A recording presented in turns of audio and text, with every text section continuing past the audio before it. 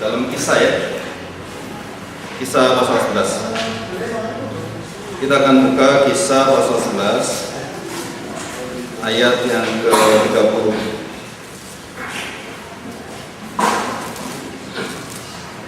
Kita akan melihat istilah yang dibuat, yang dicantumkan dalam firman Tuhan, dan kita baca bersama-sama mengenai pemerintahan gereja. Kita akan belajar asal-usul awal sampai kepada bagaimanakah gereja harus menjalankan sistem kerajaan Tuhan di dalam gereja.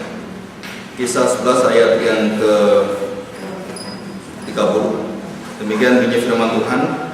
Hal itu mereka lakukan juga, dan mereka mengirimkannya kepada penatua-penatua dengan perantaraan Barnabas dan Saulus. Kita baca ayat 19, jadi mundur. Sementara itu banyak saudara-saudara yang telah tersebar karena penganiayaan yang timbul sesudah Stefanus dihukum mati. Mereka tersebar sampai ke Fenisia, Siprus, dan Antioquia. Namun mereka memberitakan Injil kepada orang Yahudi saja. Jadi ini pengamatan dan tugas yang sangat tepat, ayat 20.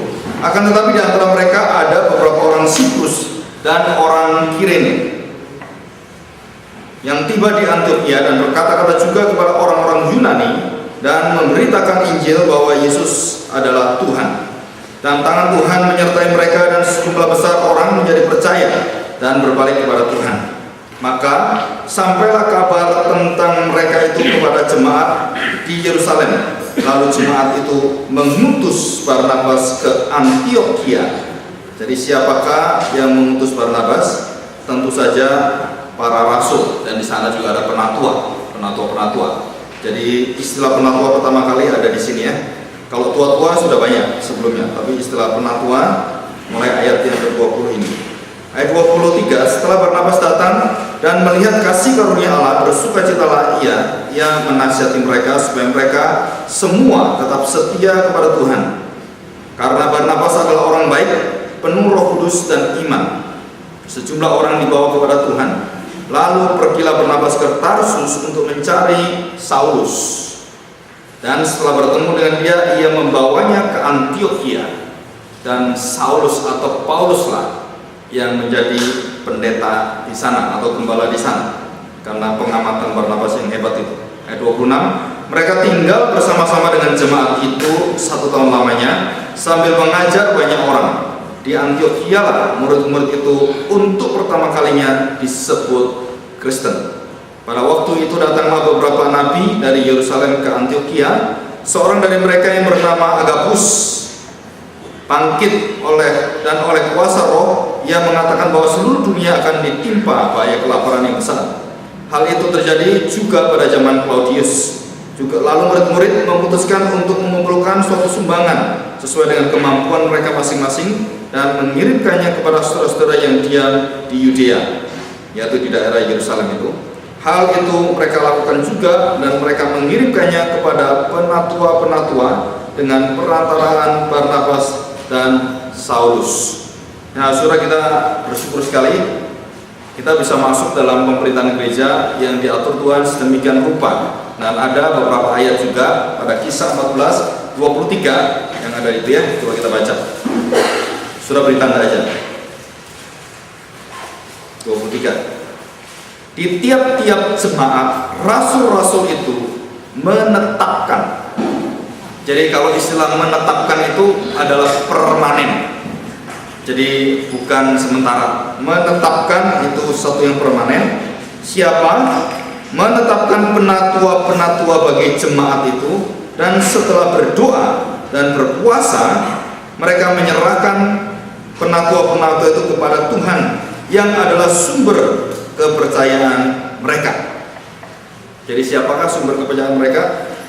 Tuhan, dan melalui penatua-penatua. Dan siapakah yang mengangkat penatua-penatua? Jelas sekali adalah rasul-rasul. Ya, rasul-rasul itu menetapkan penatua-penatua bagi jemaat itu.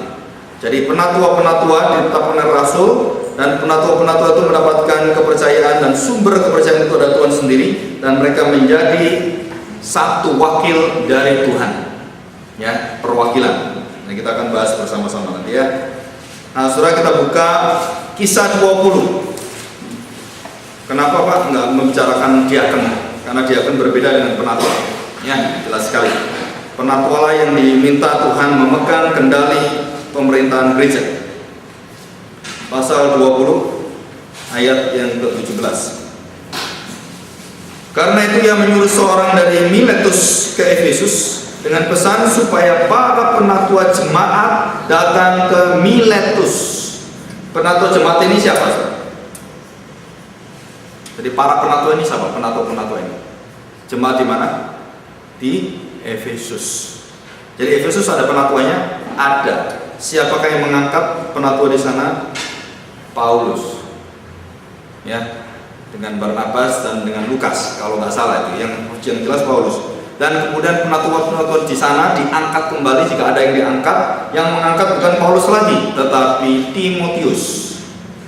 Jadi hamba Tuhan yang diregenerasi oleh Paulus naik, yang muda itu menabiskan atau menetapkan penatua-penatua, dan Timotius kira-kira umurnya ya kayak lebih muda, ini kayak siapa ini ya yang muda ya, sekitar 20-25. Dan yang ditabiskan biasanya penatua tua-tua itu umurnya di atas 40 sampai 50 ke atas. Jadi yang muda tumpangi tangan yang tua. Nah, saya tanya sekarang, boleh nggak? Sopan nggak ini? Jawabannya adalah boleh, karena Tuhan yang ngatur. Ya, jadi pendeta kalau lebih muda nggak boleh tumpangi tangan penatua lebih tua, nggak ada aturannya tuh ya. Dan itu saudara harus tahu bahwa di dalam Alkitab yang mewakili Tuhan itu adalah yang punya kekuatan dan dimampukan Tuhan untuk melakukan itu. Terus kita buka dalam Filipi. Nah, Filipi ini agak luar biasa ya. Nah, ini secara gereja ya, menyeluruh, ini secara gereja. Dari Paulus dan Timotius, hamba-hamba Kristus Yesus, kepada semua orang kudus dalam Kristus Yesus di Filipi, dengan para penilik jemaat dan diaken. Nah, setelah keluar istilah dengan para penilik jemaat atau episkopos itu ya, dan diaken. Jadi istilah presbiteros atau presbitoroi kalau itu sama, episkopoi, dan kemudian dalam lagi pengembala atau poimone ya. Jadi itu yang diberikan tugas dalam gereja. Sekarang kita perbandingan. Perbandingannya Efesus pasal yang keempat. Nah, sekali lagi ini saya jelaskan lagi ya. Ayat yang ke-11. Perhatikan. Waktu Yesus naik surga dan dia kemudian meninggalkan murid-murid, dia memperlengkapi murid-murid dengan kuasa dan kekuatan serta kemampuan, talenta, memperlengkapi mereka supaya mereka bisa, yaitu memperlengkapi jemaat yang bertumbuh di dalam kuasa Tuhan itu. Jadi waktu Yesus naik, berkatnya dia turunkan, dan berkat yang terbesar adalah Roh Tuhan itu turun, diutus, dan kemudian Roh itu bekerja dalam gereja dan secara ajaib, misteri atau misterius, bekerja dalam hati orang percaya dan memberikan semacam sistem surgawi, sistem pemerintahan surgawi. Jadi pemerintahan surgawi itu diberikan, itu sistem bukan dari dunia. Nanti kita akan bahas satu persatu. Saudara, sistem organisasi yang ada dalam gereja itu bukan dari dunia. Walaupun kadang-kadang dunia meniru sistem gereja, termasuk beberapa pemerintahan yang ada ya di dunia ini ya, dipengaruhi oleh gereja. Ya, kita baca 11. Dan ialah atau Yesuslah yang memberikan baik rasul-rasul maupun nabi-nabi, baik pemberita-pemberita Injil maupun gembala-gembala dan pengajar-pengajar. Untuk apa, saudara? Untuk memperlengkapi orang-orang kudus. Jadi siapa yang diperlengkapi? Orang-orang kudus. Yang nggak kudus bisa nggak diperlengkapi? Hah? Jawab, saudara. Bisa nggak yang nggak kudus diperlengkapi? Tidak bisa. Jadi hanya orang-orang kudus yang diperlengkapi, artinya orang yang memiliki kepunyaan Allah, yang dipanggil dan dipilih oleh Allah. Jadi di dalam gereja mungkin ada orang yang bukan dipilih Tuhan, bisa. Jadi bukan yang sesungguhnya bukan orang kudus, bisa. Terus orang itu tidak akan diberi kemampuan oleh Tuhan. Tetapi kalau dia masuk dalam pemerintahan gereja dan kemudian dia tanpa otoritas dari Tuhan, itu akan bahaya sekali. Ya, sangat bahaya. Kenapa? Karena itu akan membawa pengajaran-pengajaran palsu dan kemudian membawa pengaruh-pengaruh dalam pemerintahan yang merusak gereja. Jadi gereja itu rusaknya bukan dari luar, tapi dari dalam sebenarnya. Karena orang-orang menyusup itu ya, masuk di dalam. Yang ini yang ayat 12, untuk memperlengkapi orang-orang kudus bagi pekerjaan pelayanan, bagi pembangunan tubuh Kristus, sampai kita semua telah mencapai kesatuan iman. Jadi tujuan terakhirnya apa? Kesatuan iman. Kesatuan iman itu artinya kesatuan kepercayaan dan pengajaran sama, satu, dan pengetahuan yang benar tentang anak Allah, tentang Yesus Kristus. Itu visi kita. Dan segala kepenuhan, kegenapan, dan kuasa penyertaan dia, pemeliharaan dia. Jadi pengetahuan yang benar tentang anak Allah akan menuju kemana? Kedewasaan penuh dan tingkat pertumbuhan yang sesuai dengan kepenuhan Kristus, sehingga kita bukan lagi anak-anak yang diombang-ambingkan oleh rupa-rupa angin pengajaran, oleh permainan palsu manusia dalam kelicikan mereka yang menyesatkan, tetapi dengan teguh berpegang kepada kebenaran di dalam kasih kita, bertumbuh di dalam segala hal ke arah Dia. Siapa? Kristus. Jadi semua jemaat itu bertumbuhnya kemana? Tujuan akhirnya kemana? Serupa Kristus. Ya. Jadi karena Dia adalah kepala. Daripadanya lah seluruh tubuh yang rapi tersusun dan diikat menjadi satu oleh pelayanan bagi semua bagiannya, sesuai dengan kadar. Nah, itu dikasih garisnya, sesuai dengan porsi kadar. Jadi kita dikasih itu nggak sama, kadarnya sama. Kadar pekerjaan tiap-tiap anggota, menerima pertumbuhannya dan membangun dirinya dalam kasih. Ya, Saudara, di dalam Alkitab penatua, terus kemudian penilik semangat, tidak pernah disebutkan tunggal, selalu double, selalu jamak.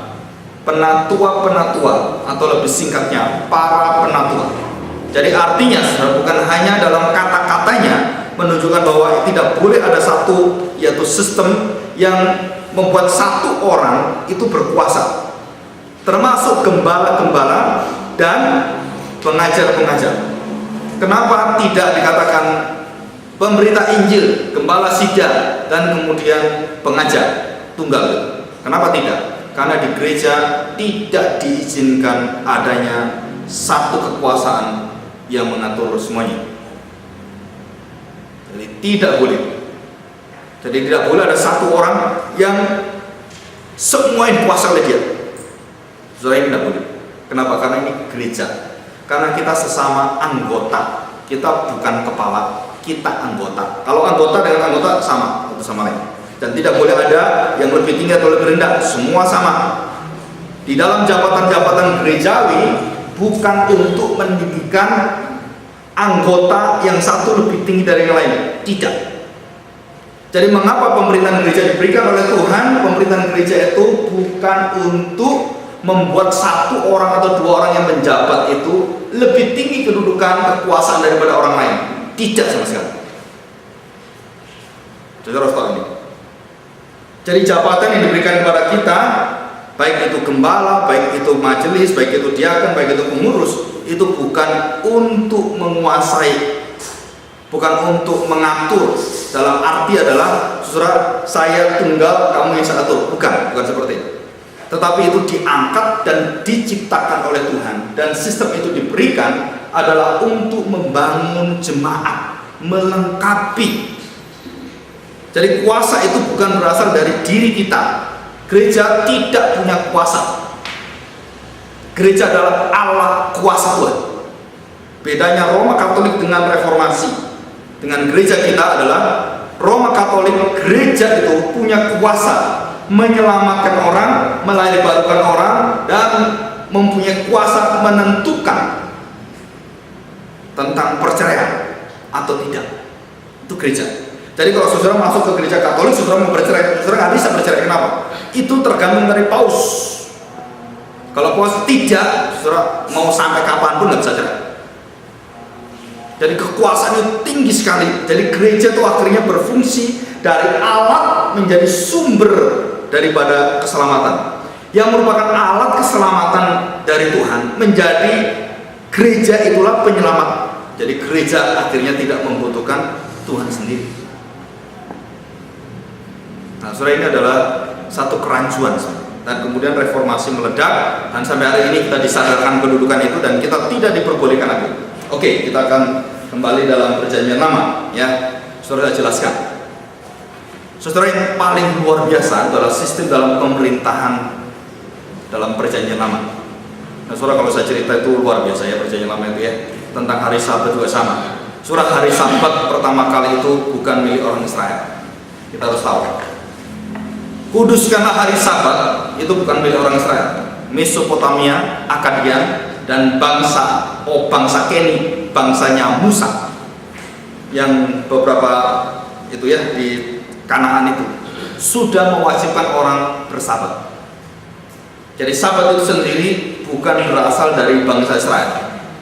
Saudara tahu, sunat juga sama, bukan berasal dari bangsa Israel, bukan berasal daripada, yaitu mulai dari Abraham baru ada sunat, bukan. Sebelum Abraham sudah ada sunat, dan sunat itu dipakai oleh Tuhan sebagai tanda yang berbeda dengan sunat dunia. Surah ini berbeda sekali, dan juga di Sunda juga sama, namanya di Sodet, gitu ya. Dan itu sudah terjadi sebelum Masehi. Luar biasa. Di tanah Sunda ditemukan orang sunat atau disodet, itu istilah bahasa Sundanya. Sebelum Yesus datang, itu sudah dilakukan ritual itu oleh bangsa asli di Jawa ini, dan ada catatannya. Nah, saudara, sampai kapan kita mengerti ini? Nah, kita nggak tahu. Ini semua adalah satu rancangan Tuhan yang luar biasa. Saudara, di dalam Perjanjian Lama, hari Sabat adalah hari yang sangat khusus, di mana di antara semua hari Tuhan memiliki kehendak. Hari yang khusus, hari ke-7, adalah hari yang sungguh-sungguh diberikan pada Tuhan, dikuduskan. Itu hari, itu hari itu harus dikuduskan, dikhususkan. Jadi kita hari semua juga nggak boleh sembarangan, hari yang khusus itu. Hari Minggu itu hari khusus. Nah, saudara, kita memandang apalagi bulan ini bulan penyembahannya. Saudara, hari Minggu itu hari khusus, hari di mana kita merayakan hadirat Tuhan dan kita meminta Tuhan memiliki hidup kita seutuhnya, dan kita memuji-muji Dia baik di dalam gereja maupun dalam rumah. Jadi kalau di dalam bangsa Israel, mulai hari Jumat itu mereka ada penyalaan lilin, berdoa dan lain-lain di dalam keluarga masing-masing. Dan hari Sabtu mereka berkumpul lagi untuk mempersiapkan hari Sabat. Dan semua hari Sabat itu bahannya sudah diberikan. Hukum Taurat harus dibaca demikian, aturan demikian sudah ada. Setiap tahun, setiap Sabtu tahun itu sudah ada. Kayak gereja kita bikin tema dan lain-lain, itu ada. Dan mereka bukan cuma untuk satu kali, itu untuk selama-lamanya. Hebat sekali. Jadi orang Yahudi kalau kita bikin kan setahun, orang Yahudi nggak selama-lamanya bikin itu. Mazmur harus dinyanyikan, itu selama-lamanya. Ya. Nah, saudara, saya tidak menceritakan tentang itu. Ya, kita masuk tentang pemerintahan gereja. Berarti, saudara, kalau hari dikhususkan, dikuduskan, Paulus Barnabas dikhususkan dan meminta 7 diaken dikhususkan, berarti istilah dikhususkan atau dikuduskan itu adalah istilah yang penting sekali di dalam pemerintahan gereja. Jadi sebelum seseorang diangkat, saudara, Tuhan bekerja dan Tuhan melihat dan Tuhan kemudian mengkhususkan orang itu. Jadi jabatan yang kita ambil adalah jabatan yang khusus, dipisahkan, dan kita diberikan kemampuan oleh Tuhan secara rohani, bukan secara jasmani saja atau secara semacam karunia atau talenta, bukan itu. Semua talenta sama, orang memimpin juga sama, menyanyi, latihan piano semua sama, dunia bisa. Tapi waktu di gereja, engkau tidak bisa memakai cuma kemampuan manusiawi, tapi Tuhan berikan itu apa? Yaitu semacam infus. Kalau kita rumah sakit di infus gitu ya, kuasa Roh Kudus yang memberikan pada engkau bisa membawa seluruh daripada berkat yang Tuhan berikan pada kita, itu dikhususkan kepada kemuliaan Tuhan. Itu bedanya. Ya. Nah, sekarang kita lihat. Kalau hari Sabat dikhususkan, kemudian ada orang dikhususkan, ada bangsa di antara 12 bangsa Israel dikhususkan satu bangsa. Betul ya? Saudara, ini urut-urutannya luar biasa loh. Jadi nanti kalau ke gereja, saudara, kita harus mengenal akan hati Tuhan ini. Jadi kalau kita mengangkat majelis ataupun majelis baru dan semua pengurus, saudara semua mulai dengan hati Tuhan. Dikhususkan engkau lihat betul-betul orang ini betul nggak dalam rohaninya. Kalau tidak, tanggung jawab itu letaknya di tangan yang ngangkat. Nanti Tuhan tanya, kenapa kamu ngangkat yang nggak benar? Tuhan tanya di pengadilan Tuhan. Kalau kita ngangkat sembarangan, kita ditanya Tuhan, kenapa sudah ada diberikan gini kamu terus angkat? Oh Tuhan saya nggak tahu. Ya mungkin Tuhan bisa maafkan, puji Tuhan ya. Gitu kan? Nah saudara, kalau sudah diberikan hati seperti ini, berarti di dalam seluruh daripada ibadah dan juga pemerintahan gereja itu ada hati Tuhan yang begitu jelas yang menjiwai semua, daripada mulai ibadah sampai mengorganisasi bait Allah atau gereja. Itu harus dimulai dengan hati yang dikuduskan. Dan orang-orang Israel, bangsa itu hanya diberikan hak satu bangsa, kaum Lewi atau imam. Kaum imam itu Lewi. Jadi Lewi lah yang boleh untuk masuk dalam rumah Tuhan, dalam ruang mabut yang kudus itu. Dan di dalam kaum Lewi diangkat oleh Tuhan lagi hanya satu orang yang boleh masuk ruang kudus. Saudara, ini luar biasa sekali. Saudara lihat cara seleksi, holiness selection. Saudara, itu luar biasa itu. Jadi mulai jemaat yang biasa, kemudian di antara segala bangsa Tuhan pilih Abraham, kemudian timbul bangsa Israel. Bangsa Israel, bangsa yang Allahnya adalah Allah Abraham, Ishak dan Yakub, dipisahkan oleh Tuhan. Setelah dipisahkan, apakah selesai? Tidak, dipisahkan lagi di dalam.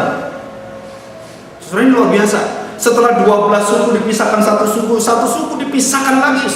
Keluarga Imam Harun dan segala keturunannya itu berbeda, punya hak yang lebih daripada yang lain dalam melayani dan mengatur bait Allah. Dan di antara imam itu kemudian dipilih setahun sekali imam besar, diangkat dengan tuntunan dari Tuhan. Mereka berdoa, akhirnya mereka mengangkat. Nah, mulai zaman Tuhan Yesus seterusnya, saudara, imam di bait Allah itu akhirnya dilotre, diundi. Jadi kalau nggak ngerti, diundi. Nah, diundi kena, mungkin ada 4 calon gitu ya, A, B, C gitu ya, dikopiok gitu ya. Ambil satu, A, berarti kamu masuk. Nah, saudara perhatikan ya, di antara puluhan juta manusia yang boleh masuk ke ruang bait Allah itu khusus. Jemaat yang harus khusus memberikan persembahan dan lain-lain baru boleh masuk. Setelah itu bangsa khusus juga yang boleh di ruang Maha Kudus. Dan kemudian secara lebih khusus lagi imam besar yang boleh masuk. Dan waktunya khusus lagi, setahun sekali. Setelah istilah setahun sekali adalah bukan istilah tahun daripada kabisat yang dimiliki oleh kita atau tahun Gregorian, Anno Domini, tapi tahun yang menurut sistem daripada firman Tuhan itu beda sekali. Nah, ini hari Minggu saya jelasin. Saudara, kita punya irama dan kemudian punya sistem dan climate atau season, tahu season ya?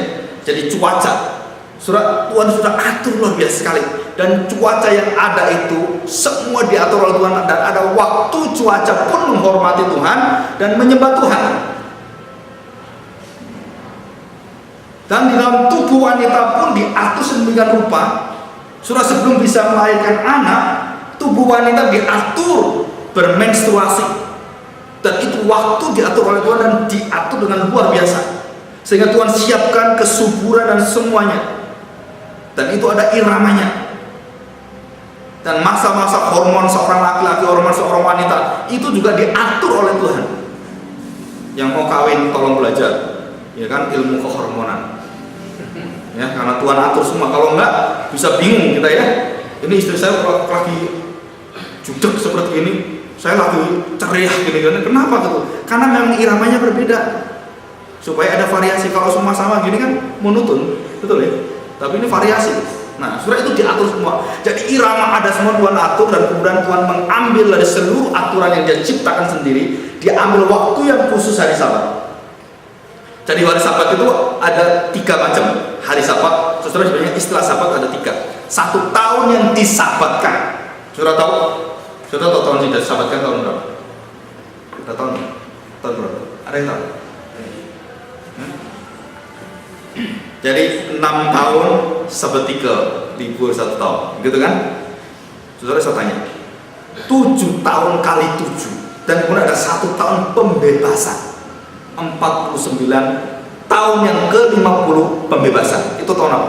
Yubile, Yobel, tahun yang luar biasa. Dan sistem dunia belajar ini sampai hari ini saudara nggak ada yang bisa melihat begitu luar biasa karya Tuhan pada bangsa Israel dan menjadi contoh bagi seluruh dunia ini. Jadi 7 libur, 6 kasih 1 hari. Hari juga sama. Jadi susunan 7 itu semua sama. Sampai kemudian kalau kita perhatikan dalam tahun-tahun itu, hari libur itu adalah 2,5 bulan di dalam bangsa Israel. Kalau kita hari libur kan tertentu gitu kan, setahun berapa gitu kan. Orang-orang Israel hari libur itu 2,5 bulan.